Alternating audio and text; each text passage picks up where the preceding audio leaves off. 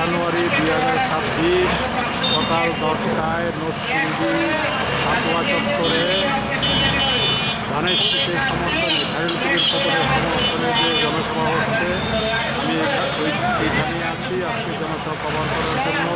থেকে খায়রুল কবির খোকন ভাইকে সবচেয়ে বেশি ভোট দিয়ে নির্বাচিত করতে আপনারা আমাদের পাশে থাকবেন। ইনশাল্লাহ আমরা খোকন ভাইকে নির্বাচিত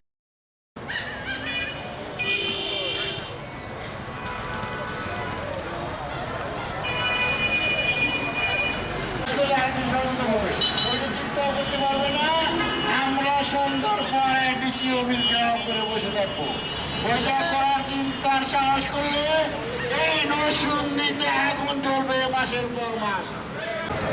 নরসিংদী জেলা বিএনপির সহসভাপতি সহসভাপতি গোলাম কবির কামাল, সহসভাপতি আমাদেরকে গণতন্ত্র শিখিয়েছেন, সেই নেত্রী আমাদেরকে আন্দোলন শিখিয়েছেন, সেই নেত্রী আমাদেরকে ভোট দেওয়ার জন্য আমাদের আগ্রহ প্রকাশ করে বাংলাদেশে কর্মসূচি দিয়েছিলেন।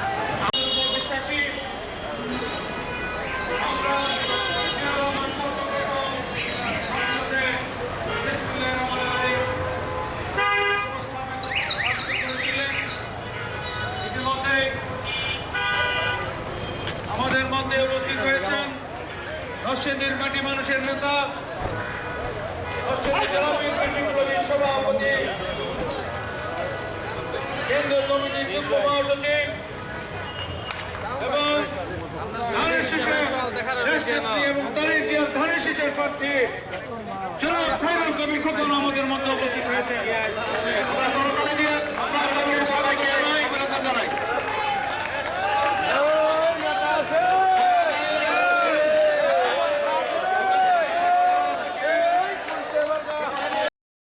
এই যে ভোট গেছে 16-17 বছরের মানে কেউ ভোট দিতে পারছেন গিয়া?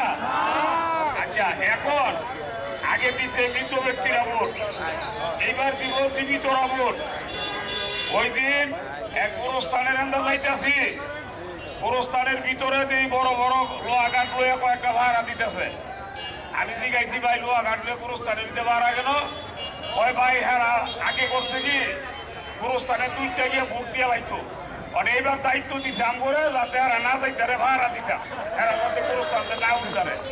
আসনের ধানের শীষের প্রার্থীর পক্ষে 6 নম্বর ওয়ার্ড বিএনপির উদ্যোগে আয়োজিত আজকের এই নির্বাচনী সভার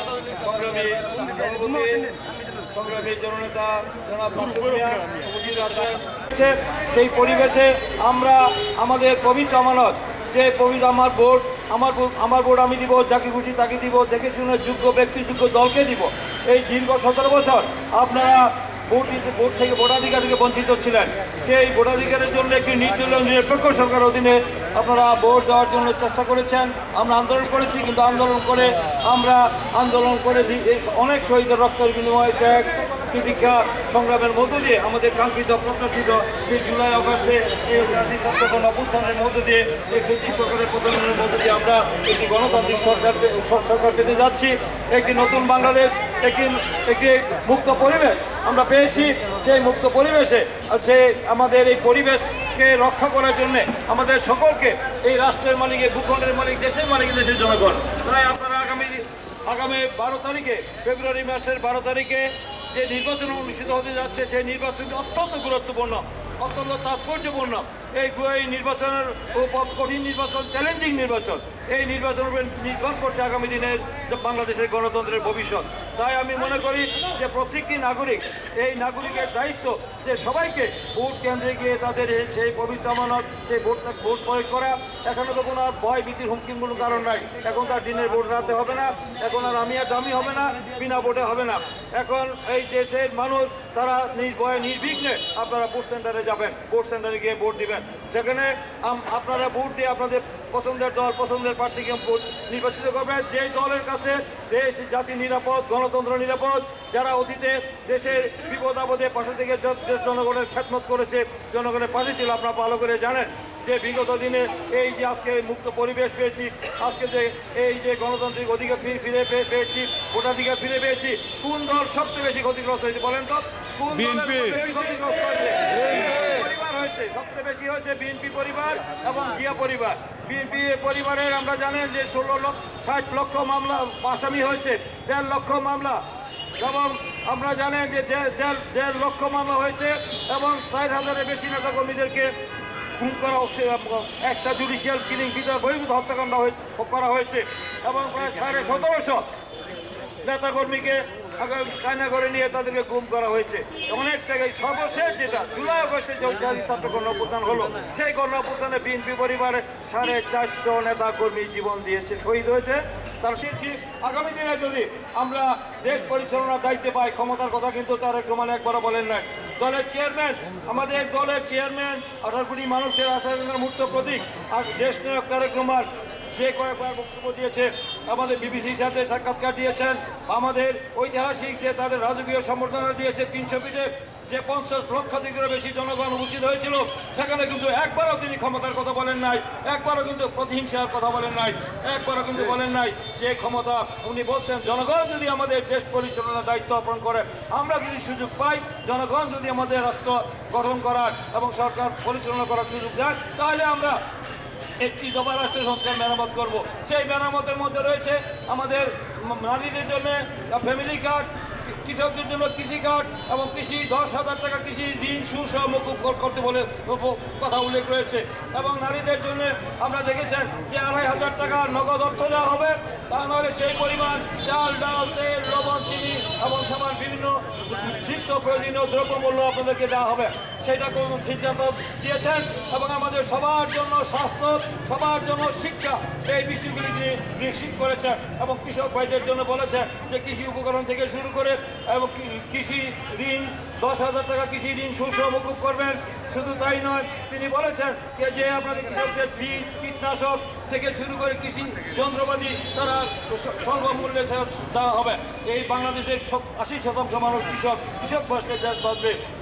এবং শ্রমিকদের জন্য, সমস্ত শ্রেণী পেশার মানুষের কল্যাণের জন্য একটি দফার মধ্যে সব নিহিত আছে। আমাদের যে প্রতিশ্রুতি দিচ্ছি, যে অঙ্গীকার করছি, আমাদের মেনুভিত্তিতে রয়েছে, আমরা এইগুলি আগামী দিনে দেশের জন্য কল্যাণের জন্য কাজ করব।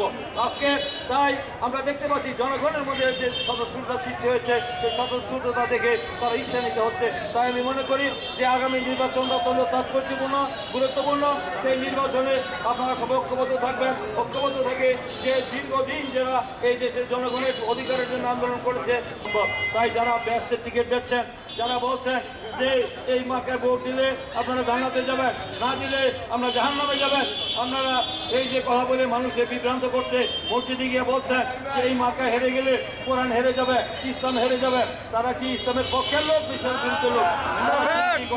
কে জান্নাতে যাবে, কে জাহান্নামে যাবে, নির্ধারণ করার ক্ষমতা কার? আল্লাহ নির্ধারণ করবে। আজকে তাই মানুষের মাঝে তারা বিভ্রান্তি সৃষ্টি করার চেষ্টা করছেন।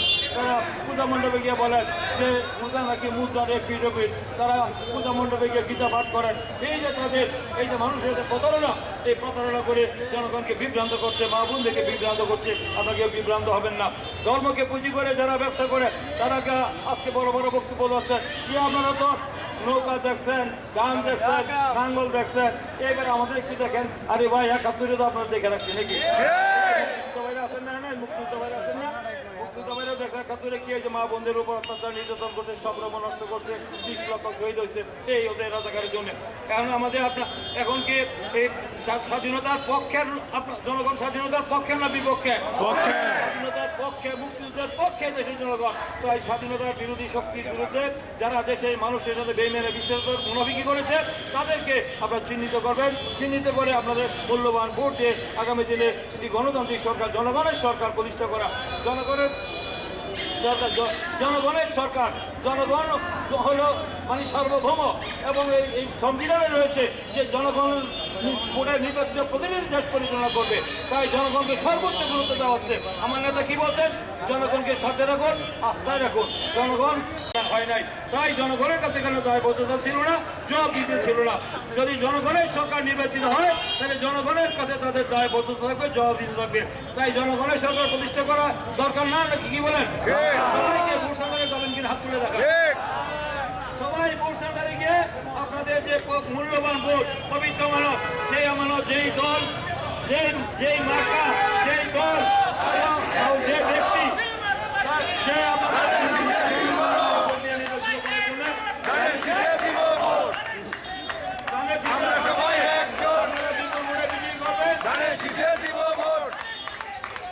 আমরা সবাই একজোট। আপনারা সবাই ভোট সেন্টারে গিয়ে আপনারা একজন লোক, আমি মনে করি যে আমরা ঘরে থাকা ঠিক হবে না। সবাই আমাদের যারা দলের নেতা কর্মী আছেন ভোটারদেরকে নিয়ে ভোট কেন্দ্রে গিয়ে আপনাদের ভোটাধিকার প্রয়োগ করবেন এবং এলাকার উন্নয়নের ধারাকে অব্যাহত রাখবেন এবং একটি সুন্দর সমাজ নির্মাণের ক্ষেত্রে যেন সন্ত্রাস, চাঁদাবাদ, মাদকমুক্ত সমাজ প্রতিষ্ঠা হতে পারে সেই জন্য আপনারা কাজ করবেন। আমরা কথা দিয়েছি যে যদি আমরা নির্বাচিত হই রসুন্দিতে কোনো সন্ত্রাস, মাদক, চাঁদাবাদের জায়গা হবে না। তাদের অনেক নেতা কর্মীরা যদি করে তাদেরকে দল থেকে বহিষ্কার করা হবে, না হবে। এই ব্যাপারে আমার তারেক রহমান বলছেন জিরো টলারেন্স, কোনো ছাড় দেওয়া হবে না। তাই আপনারা আমাদের আস্থা রাখতে পারেন। তারা বিভিন্ন সময় আমাদের উপর বিভিন্ন মানে বড় আইডি দিয়ে, ভুয়া আইডি দিয়ে সামাজিক যোগাযোগে আমাদের বিরুদ্ধে বিভিন্ন কথা বলে বিভ্রান্তি সৃষ্টি করার চেষ্টা করছে। আপনারা সেই সব ভুয়া আইডি এবং ভুয়া নিউজ দেখে, বড় আইডি নিউজ দেখে আপনারা বিভ্রান্ত হওয়ার কোনো কারণ নাই, তাদের কোনো পুঁজি নাই।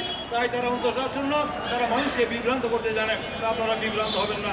তাই আগামী দিনে আপনারা ভোট দিয়ে আপনাদের জনগণের সরকার প্রতিষ্ঠা করার জন্য আপনারা এগিয়ে আসবেন। সকলকে আমি আজকের এই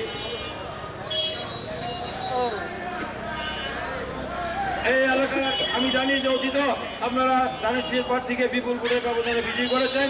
আগামী 12 তারিখও আপনার ধানের শীষের প্রার্থীকে বিপুল ভোটের ব্যবধানে বিজয়ী করে ইতিহাস সৃষ্টি করবেন এই আশাবাদ ব্যক্ত করে সকলকে আন্তরিক অভিনন্দন, ধন্যবাদ দিয়ে আমার বক্তব্য শেষ করছি। খোদা হাফেজ। বাংলাদেশ জিন্দাবাদ। শহীদ জিয়া অমর হোক, খালেদা জিয়া অমর হোক, তারেক রহমান জিন্দাবাদ।